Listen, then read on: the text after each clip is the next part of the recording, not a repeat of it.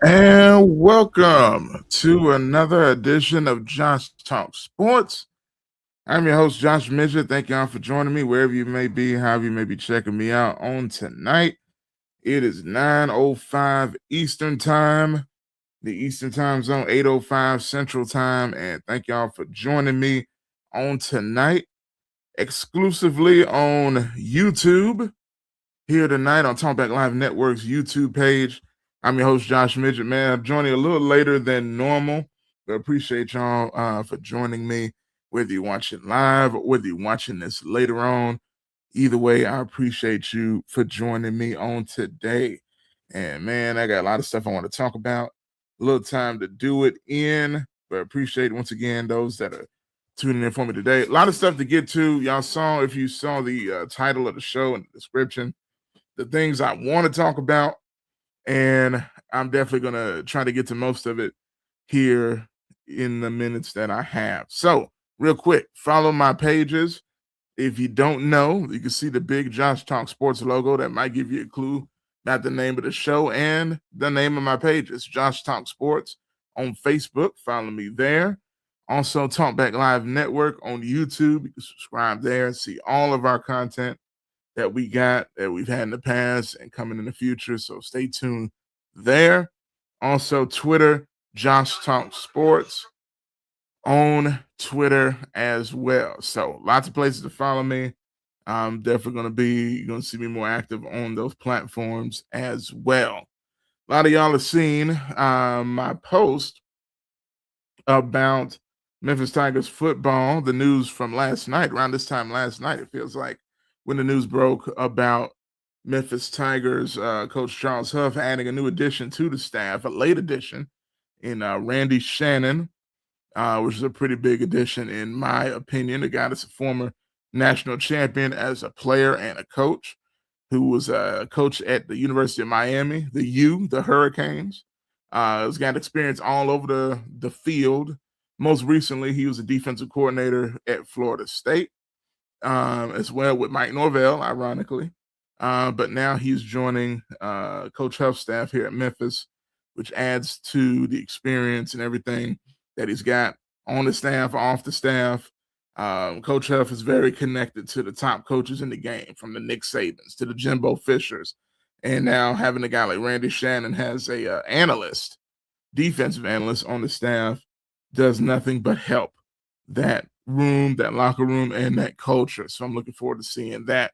I'm going to talk a little bit more about Tiger football on the back end, because it starts this weekend. College football officially starts this week, and my Memphis Tigers are a part of probably the biggest game, one of the two biggest games of this week. They call it week 0 in college football. It's not week 1, it's week 0 in college football. It's almost like they do with high school football. Week 0, then week 1 starts the following week. But the part of week 0, Memphis and UNLV in Las Vegas at Allegiant Stadium, the stadium where the Raiders play, $1 billion stadium. So that's a big stage for the Tigers on a national stage on Fox. First game of the new Coach Huff era. So I'm very much looking forward to that, man. So we'll see what happens when it comes to that. But first, we're going to get right into it, man. No footing around or nothing like that. So, biggest news going on in the world of sports, in my opinion, at the moment, is college football and the NFL. Not just because the season is starting for both. You got NFL preseason in full effect. You got college football in full effect as well, about to be in full effect this coming weekend. So not only just that, but there's a very weird dynamic going on. A lot of y'all may or may not know. I think all of y'all know, if you follow sports at all, what's going on when it comes to that. But I'll tell you. So there's an interesting situation when it comes to the NFL, college football. So there was a ruling passed, and I'm gonna play a video that's kind of encompasses the situation as well. But there was a court ruling passed that essentially gave 16 football players the ability to come back to college for one more year of eligibility. 8 of those players are currently on NFL rosters or have played in the NFL already. They now have the ability to come back to college, enter the transfer portal, enter the portal, the free agency portal, whatever you want to call it, and go to any team they choose. Now, this has created a firestorm of controversy, the likes of which you haven't seen in a minute. We already know NIL has caused plenty of controversy within college football with the money that's being thrown around to these players now. To me, I think it's a great thing. But at the same time, there seems to be a lack of regulation, a lack of seatbelts to a certain degree when it comes to how it's being disseminated, because you got players transferring every single year to get a new paycheck with a new team, and that's causing problems. And now you throw this into the midst of everything else, and you got a firestorm the likes of which you hadn't seen. So, with that being said, I got a video that's going to explain the whole situation even more. And I want y'all to take a look and a listen to this. And then I'm going to come back and we're going to get into the discussion. I'm going to get into what I think. And y'all can start giving me what you think as well. But check this out. I think this guy did a great job breaking it down. And we're going to talk about it after we come back. So y'all take a look and listen to what's going on in the world of the NFL and college football. And Kiffin is exploiting another loophole in the college eligibility rules, and every conference, as we speak right now, is trying to stop him from doing this. And this is going to cause so much drama and probably lawsuits too. But as we've all probably seen by now, there's a bunch of NFL players who are going back to play college football after that court ruling that said they get an extra year. And 2 players, Xavier Harris and Daquan Wright, who signed NFL contracts, entered the transfer portal, and are now going to LSU to play this year. Let me just reiterate this for you. NFL players are now going back to college to play another year. And also, as a hilarious side note here, here's what Xavier Harris said about Lane Kiffin after the Sugar Bowl last year. Now he's leaving the NFL to go play for the man. And of course, you know, this is a pretty big problem. This has never happened before, ever. And people are asking Kiffin about this, and he's like, I didn't make the rule. So they're going to play somewhere else if we don't recruit them. So we're going to do it. So the SEC as a whole gets wind of this, and they say, what the absolute is happening right now? And they issue a statement saying, we don't think that professional athletes who sign professional contracts should be able to come back to the NCAA in college football. And we need Congress to step in to fix all this. And along with that, the Big Ten and the ACC also see this. And apparently this week, they're going to be voting on banning these players from playing in games. The conferences themselves are going to make this rule, or at least vote on. And if these votes passes, which I probably think they will, this is going to cause so much shit. Like, it's not even funny. These lawyers are probably salivating at the thought of them doing this. But as always, let me know your opinion on this matter. Should they be allowed back in college, even though a rule changed about it? Or do you think that it's just absolutely ridiculous and they just stay in the pros?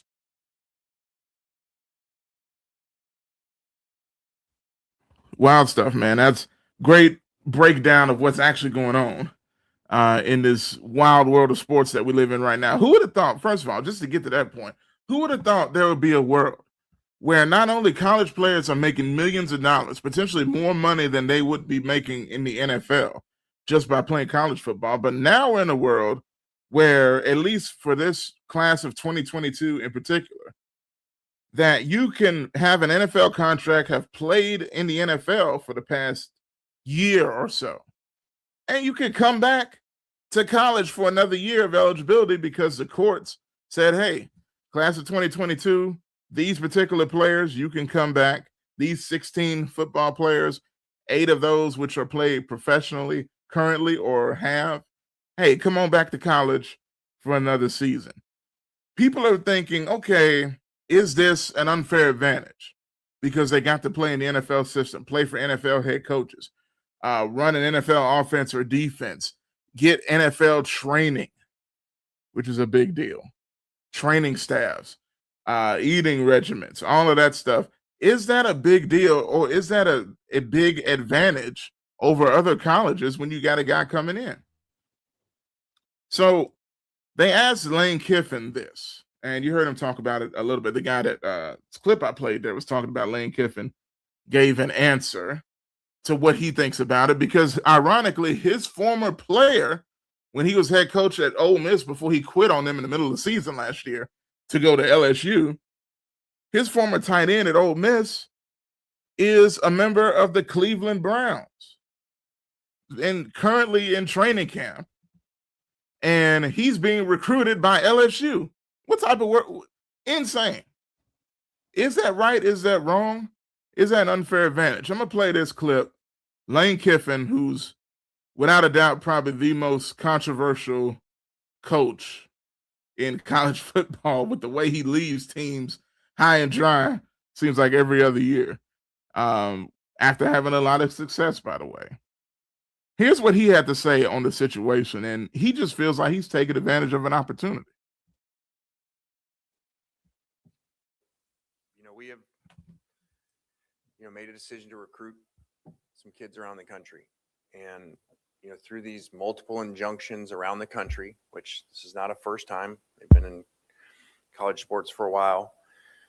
A group of players were granted a 5th year of eligibility around the country in multiple sports.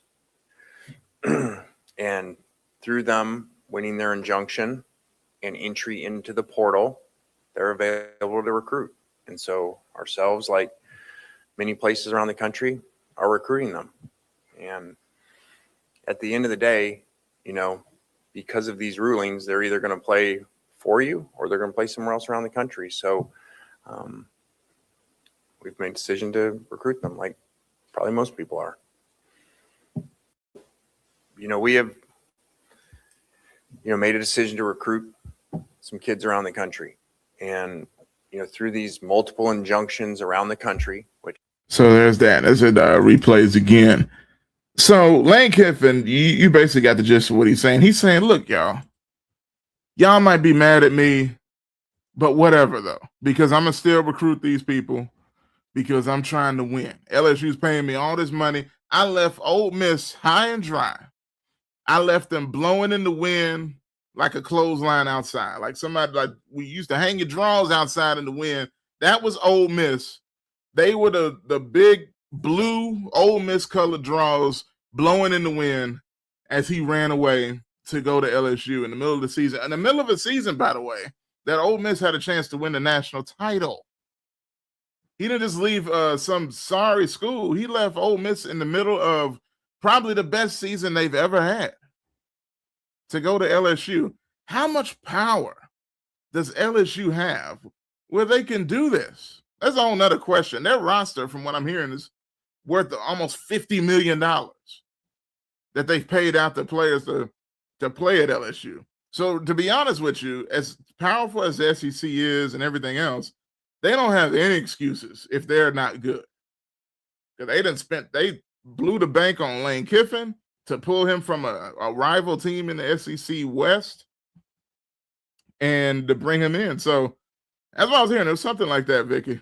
Crazy, man. So I don't even know, but we'll see. We'll see, man. But I'm going to just tell you what I think. In my opinion, when it comes to this and NFL players coming in to play college, I think it's an interesting scenario because on the one hand, to Lane Kiffin's point, yet the courts made the injunction allowing this possible for these players to come back. Whether you like it or not, it's a fact. So can you really criticize the coaches for taking advantage of the opportunity presented to them? You got a guy that's got the practice in the league and you already know him, Daquan Wright, as you can see on the screen there, tight end for Cleveland, is more than likely headed to Ole Miss, as well as, I believe, offensive lineman in the video that I played a few minutes ago. Why would you not take advantage of it? Now, I do understand a lot of the traditionalists, right? As you saw, the SEC put out a statement saying that, hey, we feel like college players that are making a commitment to stay in college should be the priorities of our schools in the SEC. We don't like this stuff coming into our conference. I'm going to tell you how strong the SEC is on saying they don't want this. They came together. The the presidents of these universities came together earlier today, to make a joint statement saying, shame on you, Lane Kiffin and LSU, for getting these NFL players into this program because they're pros. This is college. You can't do that. That's what they said. And let me tell y'all, the SEC is so serious about this that they didn't come up with no rules to stop it from happening. But they came out with a strongly worded letter from the commissioner and some of the presidents of the universities in the conference. I'm sure that's going to scare Lane Kiffin, right? Oh, a letter. I'm so afraid. I'm trying to win. And I can guarantee you he doesn't care what anybody thinks. And I guarantee you this. These schools putting out these letters, I guarantee you if they get the chance, they're going to try to get these guys too. They're going to try to get these guys too. Let's not be facetious here. This is what's going to happen. To just be honest. And another league, another conference has come out and with a strongly worded letter, but they did a little bit more than the SEC. It's the Big Ten. The Big Ten has actually done a little better than the SEC as of late as far as winning national titles and things of that nature. The Big Ten came out and said today they're going to come up with rules. They're going to vote on it. I don't know if they already voted on it tonight or not, that they're not going to allow any of their schools in their conference to sign any of these free agent form NFL players to come back to college. And I believe another conference did it as well, as far as that goes. But this is going to be a big thing because I don't think it's going to stop these guys from trying to come to college.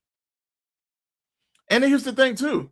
The only reason I think you're seeing this is not only because of the opportunity that the courts open up for these players in particular, but money.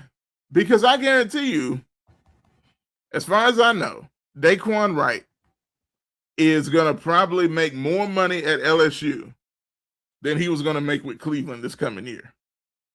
If that wasn't the case, you better believe he's staying in Cleveland. I know the Browns are pathetic, and I'm going to get to them in a minute because they're the other big headline in the sports world right now. But I don't care if you're playing for the Browns or the Downs. If you're in the NFL and going back to college is the alternative, you wouldn't go back to college unless you're getting paid. And he's going to get paid if he goes to LSU. So we'll see. Interesting stuff. Let me read some of these comments here before I go to the next one. Get Renee say hello, Josh, with a few comments here. What's going on? TalkBackLive, our own account. That's Bob there. So good evening. Shout out to Bob there. She says, Vicky says, I agree. They need to fix it. Why go backwards? Make it make sense. Stay in the pros. She also says we live in an upside down world. It's a good point. It's a good point. It can't get any more upside down than it is right now. She, Renee also says, why disrupt the system? It sounds like cheating. It feels like it. I understand that thought. I ain't gonna lie to you. But I don't know, man. I just can't blame a coach that's trying to win, you know? I understand how things have changed. And don't get me wrong, I don't want to see this as a regular situation. I don't want to see this consistently happening where, hey, you got guys coming in and out of college back from the pros back to college because they had a bad time with the team that they're with. You know, that's not something you want to see. And I don't think that's going to be the case because it seemed like this injunction is a special scenario. But even with that, I don't know, man. Renee says, win fair and square. Hey, you're not wrong. You're not wrong when it comes to that. But one thing we've seen when it comes to college sports nowadays, it's basically by any means necessary type of attitude and spirit about it right now. And it's kind of for better or worse when it comes to college sports. But y'all continue to leave your comments down. I appreciate that. Y'all coming in pretty good. as well. Also, if you haven't already, subscribe to the YouTube channel, Talkback Live Network. Right there under the video, just hit that subscribe button. Also hit the bell that pops up so you'll be notified whenever we go live from this space as well. I know we've mostly been live on Facebook. We've done YouTube as well, but the focus has been Facebook. I definitely want to have the audience move over to YouTube as well. It's a lot more versatile in some ways. So definitely appreciate the support as always. Also, shout out to the people in Memphis. Now we got a big Memphis contingent. Always watching the show. Definitely prayers for y'all and everything that's been going on there. I hear they're getting the power on at a pretty decent rate down there. Praying for anybody that's going through anything when it comes to damage or the power being out or anything. God forbid anything worse than that. But definitely praying that everybody is okay down there and for a speedy recovery for everything, whether it's the cleanup and the power being back on in Memphis. So definitely praying for you guys. No question about it. But next topic I want to get to of the three I want to talk about today is, and I got the video right here. There we go. So, second thing, Deshaun Watson. Never would have thought, the Cleveland Browns would be a top story. But as bad as they've been, they still get a lot of attention when it comes to how much they suck, how bad they are, historically so, to the point that they get the attention of, is it finally going to turn around? Is this finally the moment? The Cleveland Browns have literally been looking for a starting quarterback for nearly, 40 years of inequality. Almost as bad as the Chicago Bears drought of needing a quality starting quarterback. I think Caleb Williams has broken that streak finally for them. But Cleveland thought, I believe it was 2022, when they signed this man right here to the left of me on the screen, Deshaun Watson, the man that's putting those diamond earrings in his ears at the press conference. Yeah. It's been the diamond earrings, stud earrings in his ear at the press conference for Cleveland after, I believe this was after that preseason game in which he was absolutely abysmal. Looked like a bum. Looked like a bum on the court. He don't look like a bum now. He's wearing expensive stuff. But as far as on the field, he looked like a bum. And he's looked like a bum for Cleveland since he got there. And so much has surrounded Deshaun Watson. As many of you know, just a quick recap. The allegations when he was with the Houston Texans, which led to his leaving from there. The drama that went on where he had, 26 or 27 sexual assault allegations.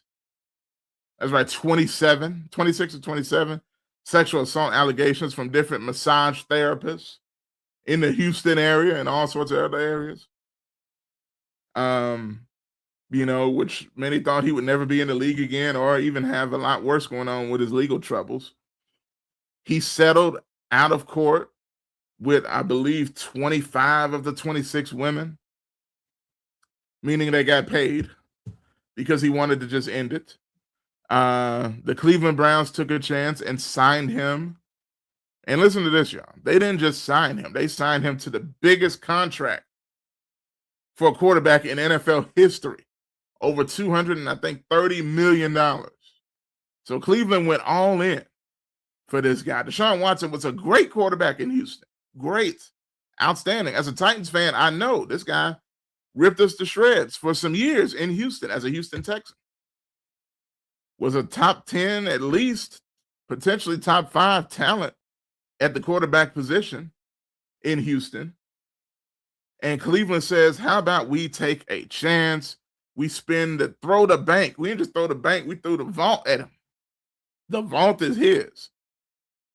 And what comes with that vault is expectations. Like they say, with great power comes great responsibility. Well, with all this money comes the responsibility of a franchise that was broken, that needed desperately a quarterback, a leader, a shining light of hope in Cleveland that they haven't seen it ever almost in the franchise's history. Deshaun Watson was that guy.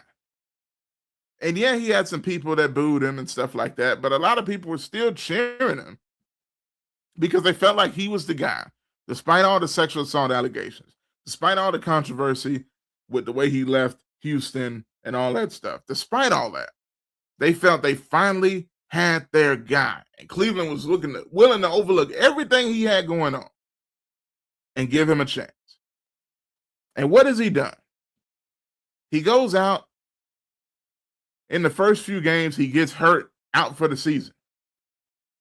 That's pretty bad, right? Then it's like, okay, he's going to come back, and he did. He finally came back, got hurt again, was out for another extended period of time. And when he did play, he was absolutely dreadful. Now, some of that you have to say, well, those are major injuries, Josh, he went through. It takes a while to recover from those injuries, Josh. You have to understand. Well, I do. And now you're in a situation where last year, even with Deshaun Watson on the roster, when he played, he was absolutely terrible, looked like a shadow of his former self, had all this stuff hanging over his head on top of that, and on top of injuries. Then Cleveland goes and says, you know what? We're going to draft for the future. We're going to draft a guy, even though we passed over him multiple times in the draft. He dropped to the 5th round. That was another controversy for Cleveland. Shedeur Sanders, the son of primetime Deion Sanders, comes in. So even my alarm is fired up about the situation. Shedeur Sanders comes in. Looks like, okay, this is going to be the future. Maybe Deshaun hands the reins over to him, or we're not even going to consider Deshaun. Most of it because he was hurt again for the majority of last year. So Shedeur and Dylan Gabriel, that whole mess from last year. Deshaun Watson is finally healthy, you guys. He's finally healthy. And it seemed like we're going to have a real quarterback competition between him and Shedeur Sanders. From all accounts, Shedeur has looked better for the most part than Deshaun in practice. But the preseason games, we're going to continue that competition. And what happened in the preseason games? Deshaun Watson, in the first game, they felt he looked okay. In the second game, he was absolutely garbage. I'm talking about the juice. Do you know, not even just garbage.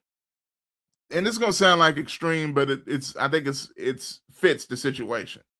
You know the juice at the bottom of the trash can? That when you got a lot of horrible trash and it's got that juice, the stench, that was Deshaun Watson. He wasn't just bad. He was that bad. But there was still a thought maybe he's going to be the starter for Cleveland. And you'd wonder why. But after that second game, before I even get into that part, after that game, he was booed during the game by Cleveland's own fans. And they've been booing him for a while. But even now, because he's really not playing well, he gave some thoughts about why they're really booing him as he put on his diamond stud earrings at the press conference. Check this out.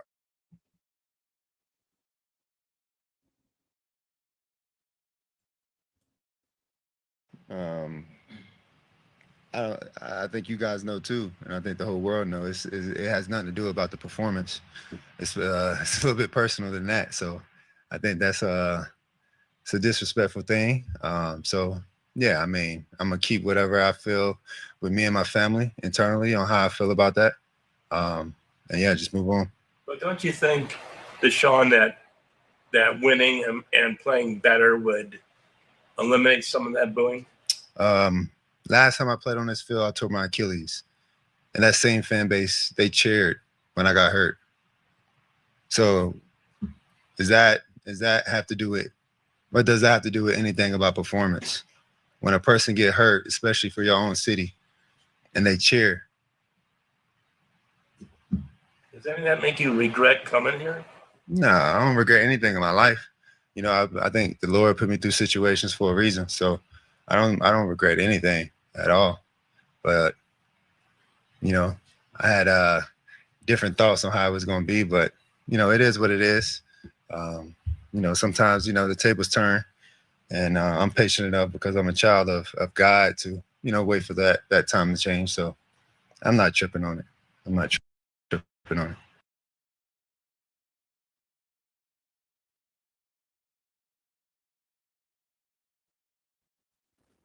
So he ain't tripping on it. He's a child of God. Hey, man, look, I'm never going to knock anybody saying that, right? But a couple of things. One, I'm not going to say that God put me through 26 allegations of sexual assault. You know what I'm saying? I think you put yourself through that, whether he's guilty or not. Don't blame God for that. You know what I'm saying? No. I don't think. Look, here's the thing. Accountability is something, and to get up there, and I don't even blame him for being mad at them booing him. Right? They booed him when he tore his ACL, like he said. I can understand being really mad, right? Rightfully so, I'm sure. Your home crowd is booing you when you're, you know, in the middle of what they call like a career-threatening injury. I get it. But you have to understand, this is professional sports. You have to have thick skin. You can't be out here being a sucker, man. That's just soft. It just is what it is. It's unfortunate, and I'm not saying the fans are right for booing somebody's injury. That's not okay either. But what I'm saying is, if you played better, you would not get this reaction. That's just a fact. And maybe that's not right, but it's true. I saw somebody the other day online. They put out, and I'm gonna pull it up on my phone. I believe I still have it. But it was in relation to other people that went through some bad allegations and situations. And here it is. It was on Twitter at Mark Stoppa. Not sure who he is, but the tweet was interesting. It got a lot of traction. So he said, public perception is interesting. He said Michael Vick was forgiven. Remember Michael Vick with the dogs, right? He said Tiger Woods cheating on his wife serially. Forgiven, right? Kobe Bryant. If you remember the late Kobe Bryant, you remember he had the rape allegations in Denver that people thought would follow him for the rest of his life. It followed him for a little bit, but he's Kobe. He was Tiger Woods. He's Michael Vick. But it ain't just because of who they were and why people forgave them. It's because when they came back on the field, they balled out. They didn't repeat the behavior, and they balled out. Deshaun Watson has allegations that are probably worse than what all three of these guys did, except for Kobe's, which was pretty serious, with the cheating on his wife and sexual assault allegations. But they were forgiven. This didn't follow them for the rest of their career because they went out and played at a high level. Tiger Woods came back. He was balling out when he finally did come back. We all remember that last Masters that he came back and won. It was a moment. Me and my dad were watching that. There's nothing like Tiger Woods in golf, or has been since. You can give me Scotty Scheffler. I don't care. I ain't watched golf in years. Scotty, whoever, right? I'm sure he's great. I don't care about golf since Tiger Woods has been gone. Say what you will about that. Kobe Bryant, after that incident, he went on to have a great career, continued to have a great career. He was already having a great career. He came back from that, focused on his game, balled out, and the fans came around. Deshaun Watson, the reason why the fans ain't come around because you still stink on the field. That's it. That's it. And you failed to really show any accountability on top of that. You consistently play the victim. Man, Kobe went out there. I'll never forget the Kobe's press conference. Up there with his wife, crying. Took full accountability in a lot of ways, even though people felt he threw Shaq under the bus in another interview. That's a whole nother situation. But for the most part, he went and stood and took it face up, crying, licking his lips. I remember the whole thing.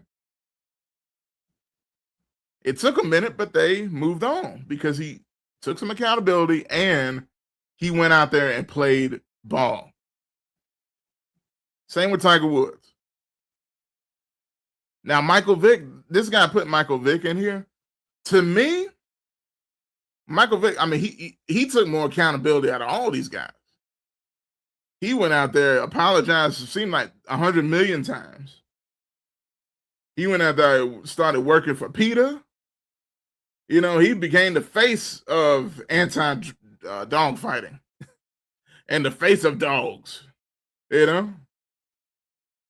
So he went the extra mile, and people still didn't forgive him for a long time. So I ain't going to say Michael Vick was forgiven right off the bat. They held that against him like he murdered 30 people. That's another story. But all I'm saying is, if Deshaun Watson wonders why people are still booing him and why the fans still hold a grudge, it's because not only because of what you had going on, those allegations, but I think it's got more to do with the fact that they paid you $230+ million to be the savior of a franchise that has stunk for years, and you have been a failure. And you sitting up there putting diamond stud earrings in your ear. Ain't no telling how much them earrings are worth. Look at the chain he got. He got the wrist, the wristband or whatever you want to say on his one wrist. He got the big watch on the other. He got diamond earrings. Come on, man. You up there talking about the fans and playing victim, and you iced out and got all this hundreds of millions of dollars for doing absolutely nothing. And you think the fans are just going to sit there and say, oh, it's okay, baby. It's all right. We still love you. No, we don't. I'm not even a Cleveland fan, and I can't blame them. I can't blame them. So at the end of the day,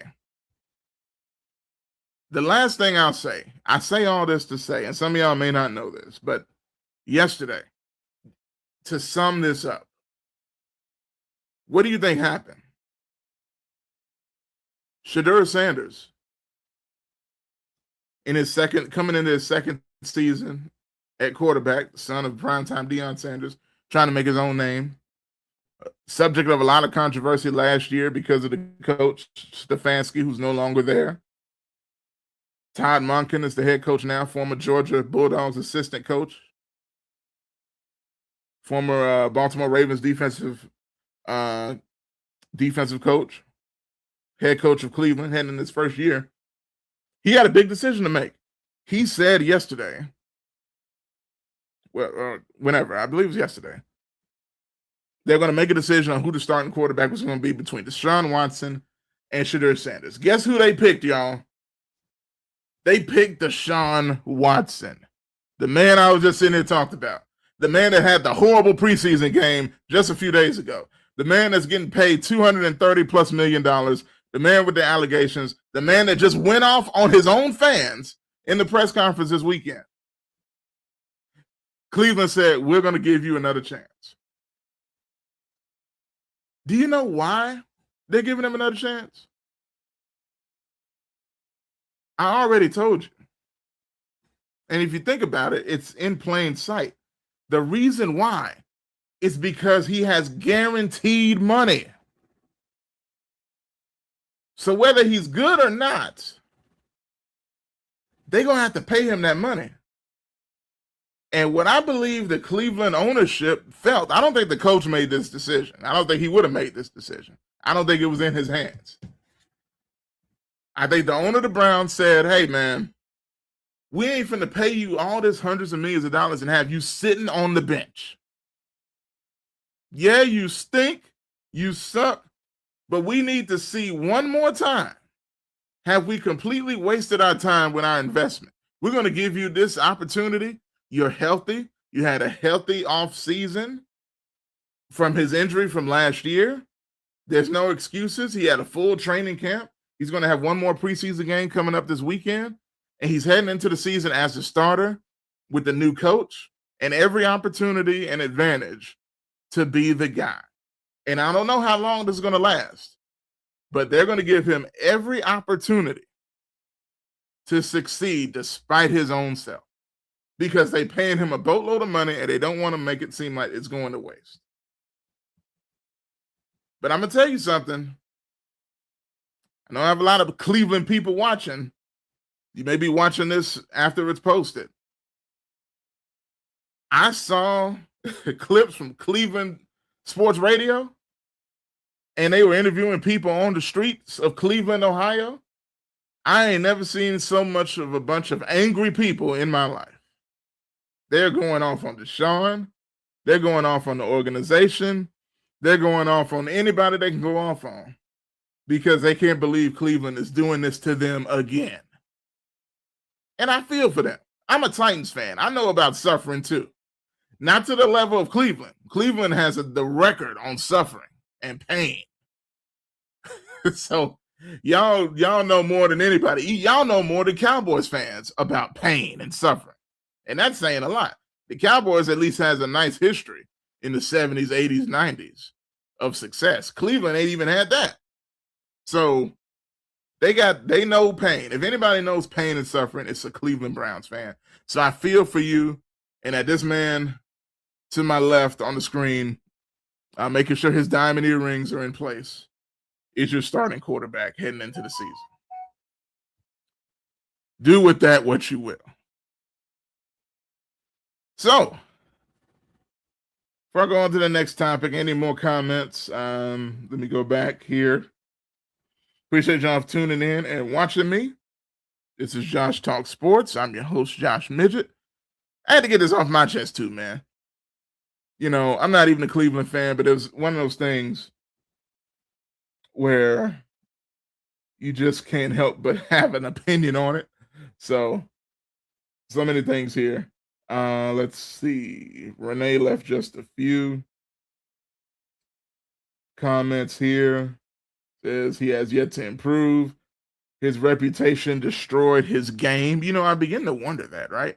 Because, yeah, he had the injuries, but it just seemed like it just kept getting worse and worse. I don't know. It's a shame. It really is.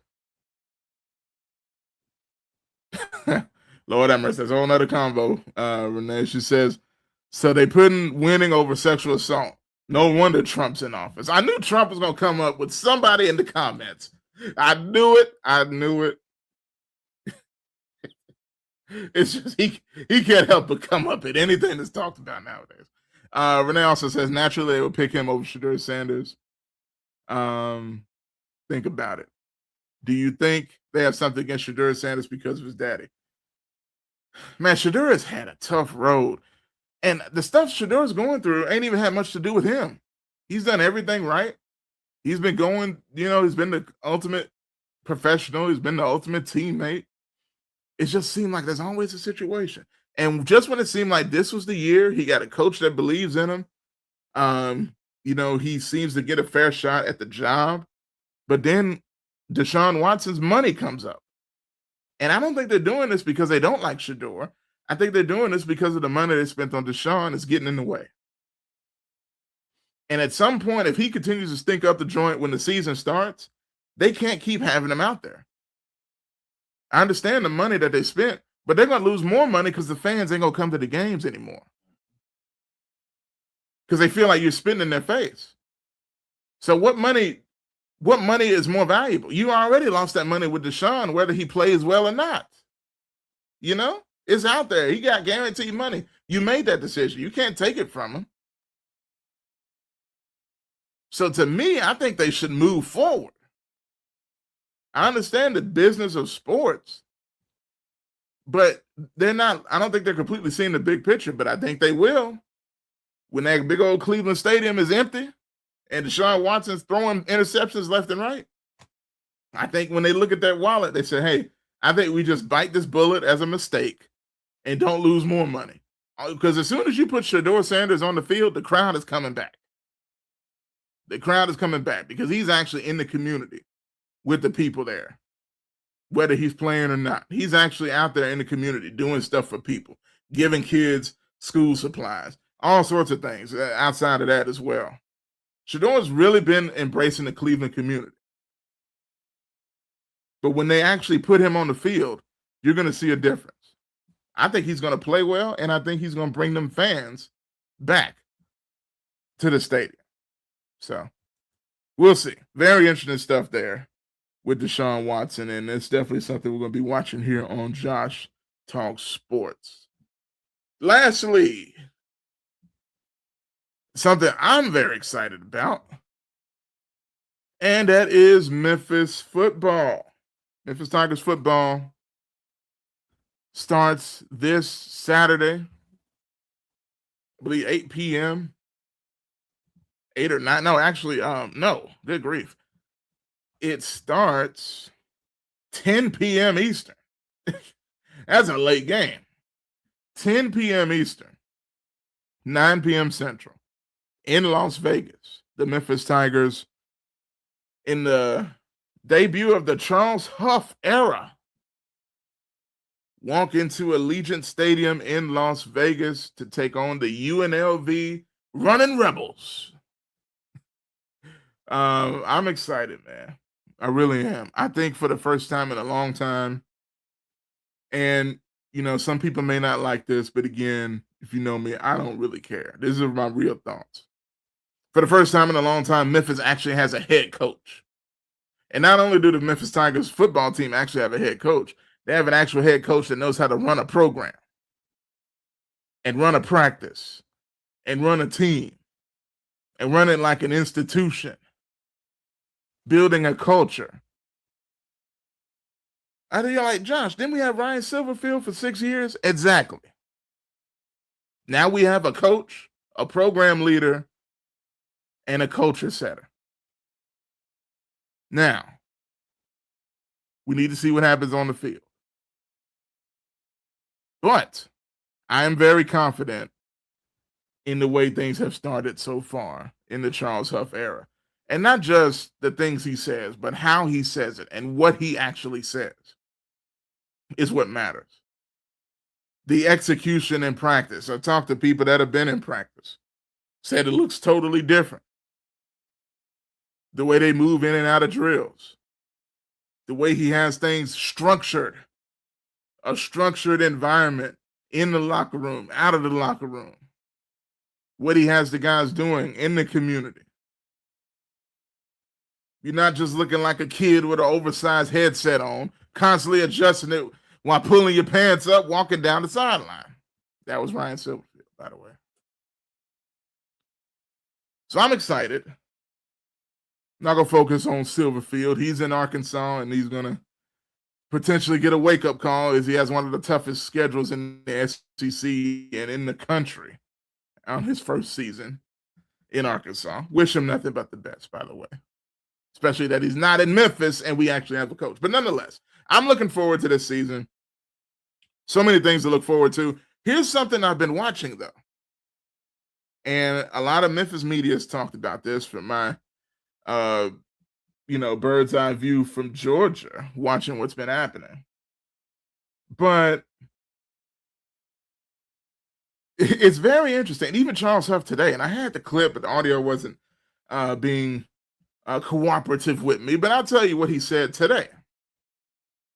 And this has been a thing all the past few weeks leading up to the game. Charles Huff said, hey, they asked him about who's going to be the starting quarterback, coach, going into the game. Because we know it's a competition between Air Nolan. If you don't know Air Nolan, 5-star recruit, by the way, transferred from South Carolina out of the SEC, one of the best athletes at the quarterback position, transferred to Memphis. And Marcus Stokes, transferred, former 5-star recruit, former Florida recruit out of high school, coming from junior college, putting up in big-time numbers. Both of them dual threat quarterbacks that are athletic, that can run, that can throw. To me, I think Marcus Stokes is the better all-around player, but Aaron Nolan is very athletic. They both came here to start. So you know this. Here's the interesting point. I don't know if I've seen a coach, y'all, that's been this honest. Not dishonest, this honest when it comes to a competition. Here's what Charles Huff said today. They asked him about the quarterback competition and when is he going to announce a starter. He basically said, and I'm not quoting exactly. He said, "Look, you know who else I'm sure you want to know. I'm sure the fans want to know. You know what else he said? He said, guess who else wants to know who the starting quarterback is going to be? UNLV. So I'm not in a rush to tell y'all who's starting." He said, "I understand people want to know, and I respect that."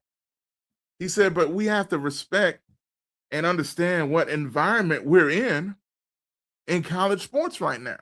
What did he mean by that? He elaborated a little bit. He said the way it is in college sports right now, when you have players that come into a school, you expect to start. And we're gonna compete for starting jobs here. But in this climate, whoever is announced as a starter, the other quarterback, his agent, and guess what? College players have agents now because they're getting paid. His agent, the one that's not chosen as a starter, is going to call his client and say, "Hey, man, I can get you a starting job at another school in a couple of weeks." Y'all hear what I'm saying? That's how college sports has gotten right now. You don't get the job. You don't just sit on the bench like you used to. You got your agent in your ear saying, "Hey, man, you deserve to start. How about I get you out of here and get you some money somewhere else where I know you can start?" Charles Huff said that in the press conference today. He says he knows that's more than likely going to happen. And he's not blaming the kids for it or the agent. He said that's the environment that we're in right now in college sports. Now, the fact that a coach can be that honest, I love that. Sometimes you can be too honest as a coach. I ain't going to lie to you. But to say that, I think he's very self-aware of the environment that we're in. So what he seems like he's planning on doing is announcing to the public, maybe right before the game, who the starter is going to be. You know? And he plans on keeping it close to the vest, not just for the outside world, but because he wants to get full effort from everybody in the competition all the way up to the game. Because you're going to give your full effort if you don't know if you're starting or not in practice. You know what I'm saying? And I think that's very unique strategy. I think that's smart. Y'all may disagree with me. I think that's a very smart strategy. I'm interested to see what happens when he does announce. I've heard from some people that know that he's already made the decision, but he's not telling the public. Then I think either yesterday or today, this is what I heard. Yesterday, he told the two quarterbacks who was going to be the starter, right? And that today, he reportedly was going to tell the rest of the team who the starting quarterback is going to be going into this weekend. Interesting. Let's just put it that way. Now, this game, it's a big game. It ain't just the first game of the Charles Huff era, y'all.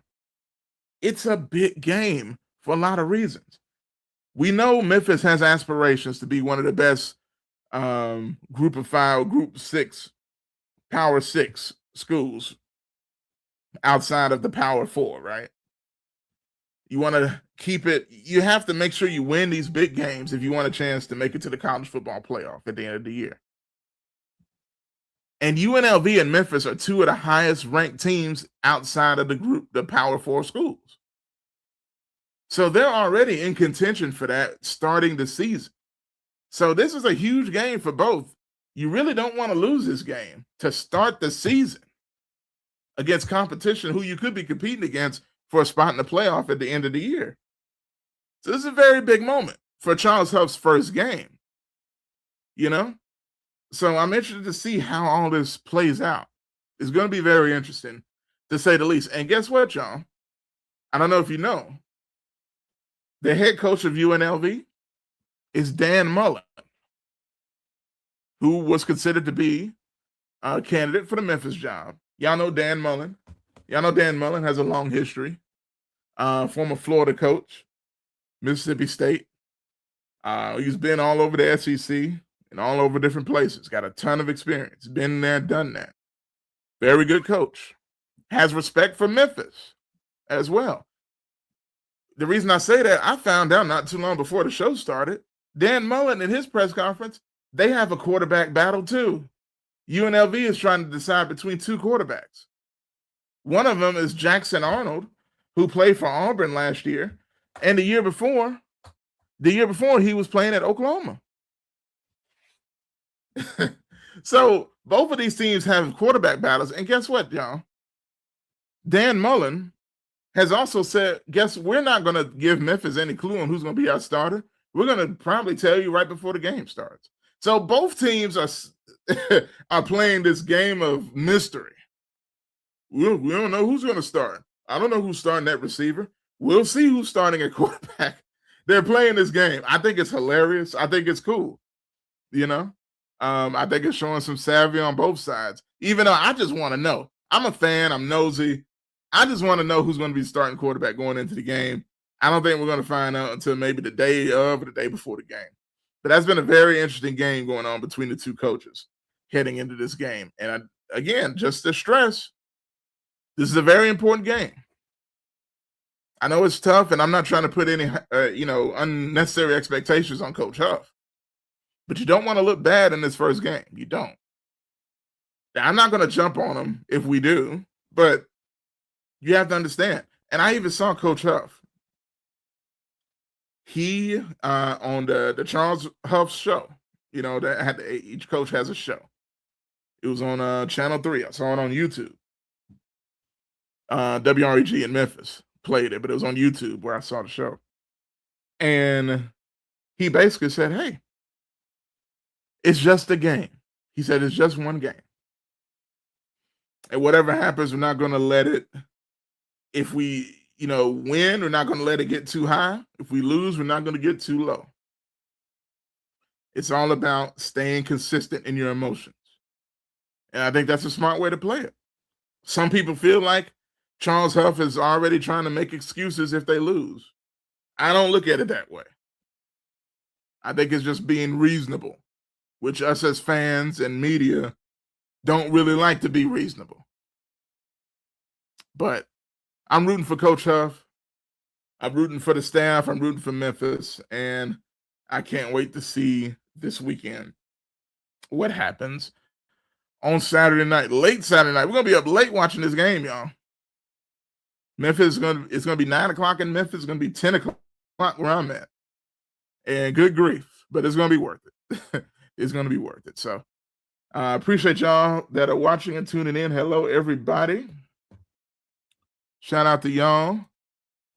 Renee, Annette, Frankie J. What's going on? Appreciate you for watching. And everybody else for watching as well, man. But that is going to do it for me. I appreciate each and every one of y'all for tuning in this late edition of Josh Talk Sports. Be sure you stay subscribed. Be sure also hit the like button on this video on YouTube. It's very important, even more so than Facebook. Hitting like on YouTube. If you enjoy the video, if you support what I'm doing and what we're doing, I definitely appreciate you hitting that like button and also sharing the link to people you think would be interested in these discussions as well. I'm going to try to put out some clips of this out as well, of certain things that we talked about also. But once again, I'm your host, Josh Midget, and this is Josh Talk Sports. I will see y'all next time.